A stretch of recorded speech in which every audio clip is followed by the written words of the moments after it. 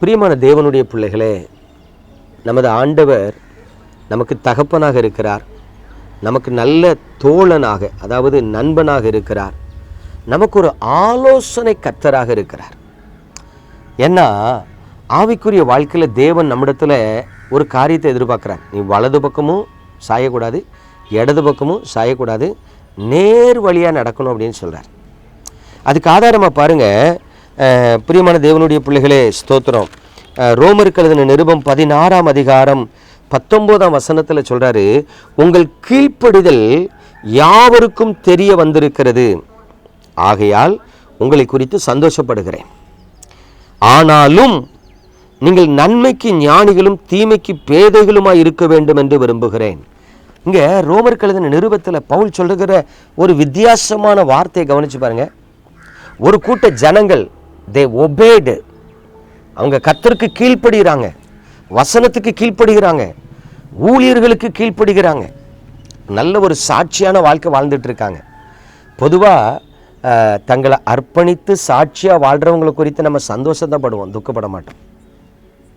ஆனால் இங்கே பவுல் பாருங்க, தேவனுக்கு பயந்து தேவனுடைய வசனத்துக்கு கீழ்ப்படிந்து சாட்சியாக வாழ்ந்துட்டு இருக்கவங்களை பார்த்து சொல்கிறாரு, உங்களை குறித்து எனக்கு ரொம்ப சந்தோஷம், ஆனாலும் நீங்கள் எப்படி இருக்கணும், நன்மைக்கு ஞானிகளாக இருக்கணும், தீமைக்கு பேதைகளாக இருக்கணும் என்று சொல்கிறார்.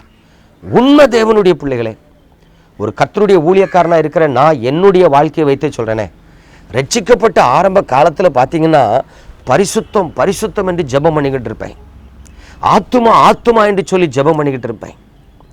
பரிசுத்தமாக வாழணும், ஆத்துமாதாயம் பண்ணணும், இந்த ரெண்டும் தான் என்னுடைய நோக்கமாக இருந்து ஓடிக்கிட்டு இருந்தேன். அதனால என் மனசாட்சியை என்னை குற்றப்படுத்தாதபடி ஒரு சாட்சியான வாழ்க்கை வாழ்ந்துட்டு இருந்தேன். ஆனால் ஆத்தும ஆதாயத்துக்குள்ள, கிராமங்களுக்குள்ள, பட்டணங்களுக்குள்ள, சபைகளுக்குள்ள கர்த்தர் என்னை கொண்டு போய் பயன்படுத்த ஆரம்பித்த பிறகு ஜனங்கள் கண்ணீரோடு வந்து அவங்க பிரச்சனையை, போராட்டத்தை, குடும்ப சமாதானமற்ற சூழ்நிலையை, இந்த உலக பிரகாரமான தேவைகள் சந்திக்கப்படாத காரியத்தை சொல்லும்போது அவங்க பாரத்தை விசாரித்து அவங்களுக்காக நான் ஜெபிக்கிறவனா மாறின பொழுது சில கட்டத்தில் என் கால்கள் கொஞ்சம் தடுமாறுவதற்கு ஏதுவான சூழ்நிலை வந்ததை நான் உணர்ந்தேன். ஏன்னா சில மக்களை குறித்து நம்ம அளவுக்கு அதிகமாக பாரத்தை சுமந்துடுறோம். ஐயோ, சின்ன வயசில் கணவன் இல்லாமல் விதவையாயிட்டாங்களே, அவங்களுக்கு ஒரு மறுமணம் செஞ்சு வைக்கணும். ஐயோ, பிள்ளைகள் கைவிட்டுட்டு போயிட்டாங்களே, இந்த வயதான காலத்தில் சாப்பாட்டுக்கு வழி இல்லாமல் ஒரு குடிசை வீட்டுக்குள்ள இந்த தாயின் தகப்பனும் கிடக்கிறாங்களே, அவங்களுக்கு ஏதாவது மாதம் மாதம் உதவி செய்யணும். இப்படி மாம்ச பிரகாரமான ஒரு அன்பு வச்சு கேர் எடுத்து அவங்களுக்கு உதவி செய்யணும் அப்படின்னு சொல்லி போகும்போது அந்த இடத்துல பிசாசு வந்து நயவஞ்சகமாக வஞ்சிக்கிறதுக்கு ஒரு தூண்டில வச்சிருந்தான். அதை கொஞ்சம் காலங்கள் கழித்து தான் நான் அதை புரிந்து கொண்டேன். அப்போ தான் மறுபடியும் ஆண்டவரை நோக்கி பார்த்து, தகப்பனே, நம்முடைய ஊழியக்காரனாக இருக்கிறேன், அழைக்கப்பட்டவனாக இருக்கிறேன், சாட்சி இழந்துடக்கூடாது ஆண்டவரே, கிருபைத்தாங்க. திரும்ப கர்த்தரை நோக்கி பார்த்து அபயமிட்டு ஜெபித்த பொழுது கர்த்தர் காப்பாற்றினார். எதற்காக சொல்கிறேன், நீ நன்மைக்கு ஞானியாக இருக்கணும், தீமைக்கு பேதையாக இருக்கணும். அதாவது எந்த விஷயத்திலும் கவனம் இல்லாமல், ஒரு பழமொழி சொல்லுவாங்க தெரியுமா, ஆழம் தெரியாமல் காலை விட்டுறதன். உங்கள் ஆத்துமா விலையேற பெற்றது, உங்கள் ஆத்துமா விலையேற பெற்றது, அதை இழந்துடக்கூடாது.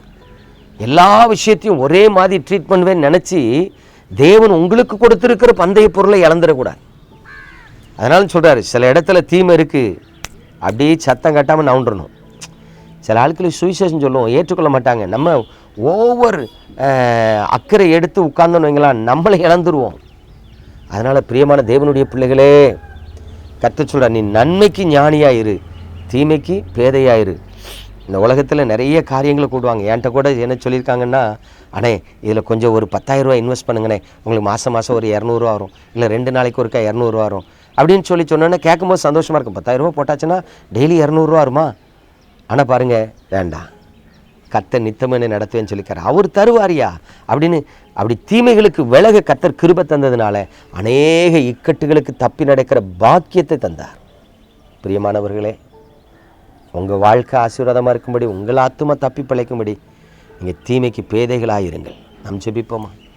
கிருபை நிறைந்த எங்கள் அன்பின் பரலோக தகப்பனே, உங்கள் பரிசுத்த கரத்தில் உமது பிள்ளைகளை தருகிறேன். கண்ணோக்கி பாருமையா, கரம் பிடித்து நடத்தும் ஐயா. எத்தனையோ பேர் தீமைக்கு பேதைகளாக இராமல் தங்களை இழந்திருக்காங்க, தங்கள் பந்தய பொருளை இழந்திருக்காங்க, தங்கள் கிருபை இழந்திருக்கிறாங்க. சுவாமி, உமது பரிசுத்த கரத்தில் எங்களை தாழ்த்தி அர்ப்பணிக்கிறோம். கர்த்தருடைய கிருபை உமது பிள்ளைகளை தாங்கி நடத்தட்டும். நீர் ஒருவரே உமது பிள்ளைகளுக்கு பிரகாசமுள்ள மனக்கண்களை கொடுத்து அவர்களை ஆசீர்வதித்து பாதுகாக்க வேண்டும் என்று இயேசு கிறிஸ்துவின் நாமத்தில் ஜெபிக்கிற நல்ல பிதாவே, ஆமென். பிரியமானவர்களே, அவர் கிருபை உங்களை விட்டு விலகாது, நீங்களும் அவரை விட்டு விலகாதீங்க. God bless you.